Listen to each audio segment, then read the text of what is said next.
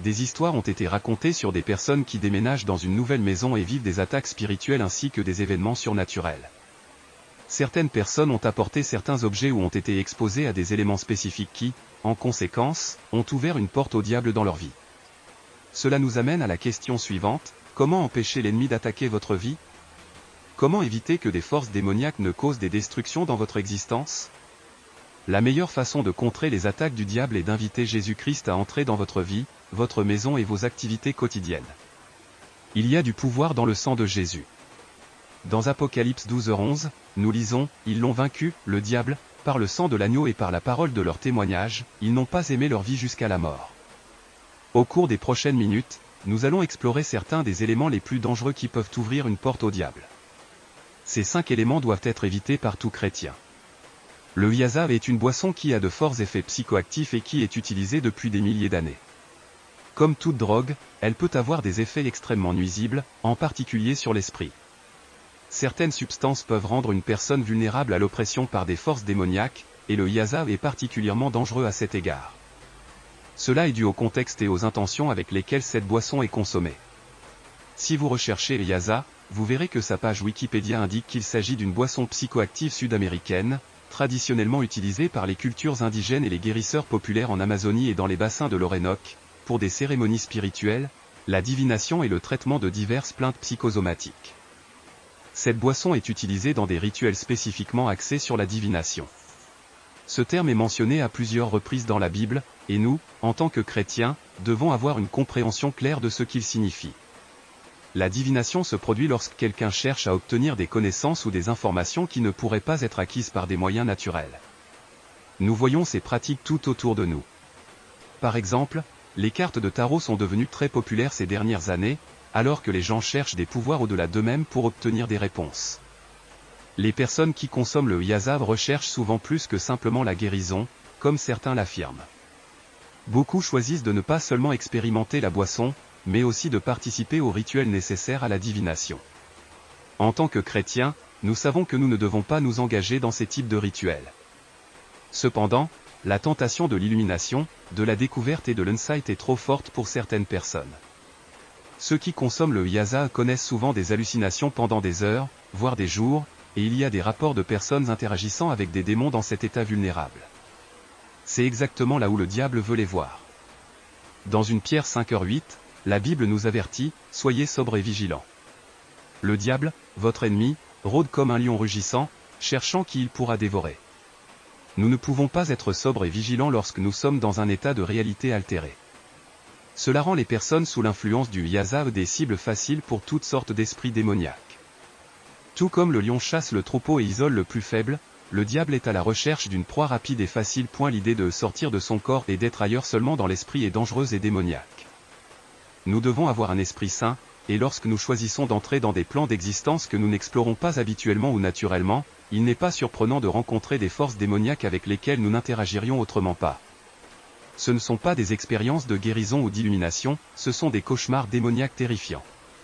Pensez Y, dans toute la Bible, nous voyons des personnes tomber face contre terre, dans une terreur totale, en voyant un ange. Les anges sont du côté de Dieu pour le bien, ils ne sont pas malveillants, et pourtant, leur vision fait tomber les gens de peur. Combien plus cela est-il vrai en voyant un ange déchu ou le diable lui-même? Mon ami, nous n'avons tout simplement pas été créés pour voir le royaume spirituel. Il y a quelques incidents isolés et merveilleux dans la Bible où cela se produit, mais nous ne devrions pas essayer de forcer ces expériences par l'usage de drogue, peu importe la tentation ou la justification. Il n'est jamais acceptable pour un chrétien d'expérimenter le Yazav. Astrologie. L'astrologie est très répandue à travers le monde. Cette pseudo-science est utilisée par certains comme un pur divertissement, mais beaucoup de personnes comptent sincèrement sur leur signe astrologique pour guider leur vie. Certains considèrent la lecture quotidienne de leur horoscope avec la même importance qu'un chrétien donnerait à la lecture de la Bible le matin. En tant que chrétiens, nous entendons que nous devons éviter l'astrologie, et j'en suis entièrement d'accord. Analysons ce qu'est l'astrologie et comprenons pourquoi elle est incompatible avec la vie chrétienne. L'astrologie est l'étude de la façon dont les planètes et les étoiles nous influencent ici sur Terre.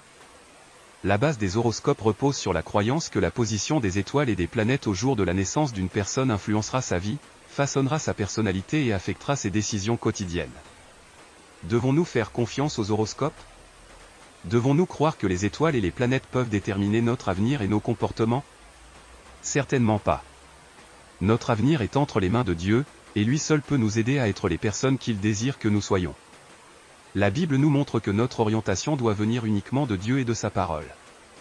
Proverbe 3, 5-6 dit, « Fie-toi au Seigneur de tout ton cœur, et ne t'appuie pas sur ta propre intelligence, reconnais-le dans toutes tes voies, et il aplanira tes sentiers. » Qui rendra nos chemins droits? Qui éclaircira quelle direction nous devons prendre, quelles décisions nous devons prendre et comment nous devons vivre notre quotidien? Seul Dieu. Lorsque nous tentons de naviguer dans la vie en utilisant d'autres moyens, comme les horoscopes, nous faisons confiance à notre propre compréhension. Un autre verset pour renforcer cette idée, « Ta parole est une lampe à mes pieds et une lumière sur mon sentier » Psaume 119, 105. L'astrologie est, au mieux, une imposture complète et une perte de temps. Au pire, c'est une vaine tentative de remplacer Dieu dans la vie d'une personne, assumant le rôle de directeur, de soutien et de révélateur. L'astrologie n'est qu'une imitation superficielle de ce que nous pourrions avoir si nous apprenions simplement à faire confiance à Dieu pour nous guider dans notre vie quotidienne. Yoga. Ce n'est que de l'étirement et de la respiration profonde, n'est-ce pas? Malheureusement, non. Si c'était seulement cela. Dans ce cas, j'encouragerais fortement la pratique d'étirement et de respiration profonde, car ils sont excellents pour le corps. Cependant, le yoga va bien au-delà. Lorsqu'une personne pratique le yoga, elle ouvre une porte aux démons. Tout d'abord, le terme yoga n'est pas simplement un mot aléatoire, il a une signification plus profonde. En sanskrit, cela signifie s'unir. Quand quelqu'un pratique le yoga, il participe à une activité conçue pour s'unir à plus de 3,3 millions de dieux appelés ainsi. Cela me rappelle ce que la Bible nous dit dans 1 Corinthiens 10h20, « Je dis que les choses que les païens sacrifient, ils les sacrifient aux démons et non à Dieu, je ne veux pas que vous soyez participants avec les démons. » À l'époque biblique, les gens offraient des sacrifices à de faux dieux. Nous voyons encore cela se produire aujourd'hui dans différentes parties du monde, avec des gens offrant de la nourriture à des statues de faux dieux. Cependant, nous comprenons que ce ne sont pas de véritables dieux. Mon ami, il n'y a qu'un seul Dieu. Toutes les autres entités adorées comme des dieux ne sont en réalité rien d'autre que des démons. Et que nous est-il dit de ne pas faire? Ne pas s'associer avec des démons. Que fait une personne en pratiquant le yoga? Selon l'objectif original de cette pratique et la signification même du mot, elle s'unit aux démons. Que peut-il arriver à un chrétien qui s'ouvre à ce monde de démons? Tout d'abord, demandons-nous, que veut un démon avec moi? Dès que nous posons cette question, en tant que chrétiens, nous savons immédiatement la réponse, ils veulent nous nuire. L'acte qu'un chrétien pense accomplir pour améliorer sa vie peut être précisément l'invitation qu'un démon, désireux de lui faire du mal, attendait. Le yoga apporte certainement une oppression démoniaque. Quelle victoire pour le diable quand une personne non sauvée devient victime de l'oppression démoniaque. Mais quelle victoire encore plus grande quand un chrétien devient cible de l'affliction que seul le diable peut apporter. Quel genre d'affliction? Selon Jonas, une ancienne psychique devenue chrétienne, cela peut se manifester par des sentiments d'anxiété, de confusion, des doutes plantés dans son cœur et même des maladies physiques. Ce qui est encore plus préoccupant, c'est la confusion spirituelle, la vulnérabilité et la perte du désir d'aller à l'église ou de lire la Bible. Tout cela fait partie de la bataille, et l'objectif est d'éloigner la personne de Dieu. C'est terrifiant, n'est-ce pas? En plus de causer des dommages mentaux et physiques, le yoga donne aux démons l'occasion de tout faire pour perturber votre relation avec Dieu. Par conséquent, les chrétiens doivent éviter de pratiquer le yoga. Musique séculaire. Un autre problème très courant, qui affecte les chrétiens du monde entier, est l'immersion dans la musique séculaire. La musique peut être un puissant don de Dieu, capable d'inspirer et d'élever, mais elle devient souvent un outil du diable, éloignant les chrétiens de Dieu. De nombreux chrétiens ne réalisent pas les messages qu'ils consomment, et la plupart de la musique séculaire véhicule des thèmes et des valeurs qui sont en contradiction directe avec les enseignements de Dieu. Ces valeurs sont souvent de nature perverse, et même lorsqu'un chrétien en est conscient, il peut finir par se tromper en pensant que cela ne l'affecte pas. Cependant, la vérité est que le contenu de la musique séculaire peut avoir un impact profond sur l'âme, en semant des idées et des sentiments qui nous éloignent de Dieu et compromettent notre marche spirituelle. La musique est en effet une force puissante, capable de façonner nos pensées, d'influencer nos émotions et même de guider nos comportements. Dans la Bible, nous voyons à plusieurs reprises que le peuple de Dieu doit s'efforcer de remplir son esprit et son âme avec des chants qui le glorifient. L'apôtre Paul nous exhorte dans Philippiens 4:8, « Enfin, frères, tout ce qui est vrai, tout ce qui est honorable, tout ce qui est juste, tout ce qui est pur, tout ce qui est aimable, tout ce qui est de bonne réputation, s'il y a quelque chose d'excellent ou digne de louange, pensez à ces choses. » Ce verset nous rappelle que ce sur quoi nous choisissons de nous concentrer affecte notre marche spirituelle. En tant que chrétiens, nous devons nous concentrer sur des choses qui honorent Christ et nous rapprochent de lui. La musique séculaire véhicule souvent des messages qui peuvent créer une barrière entre nous et Dieu.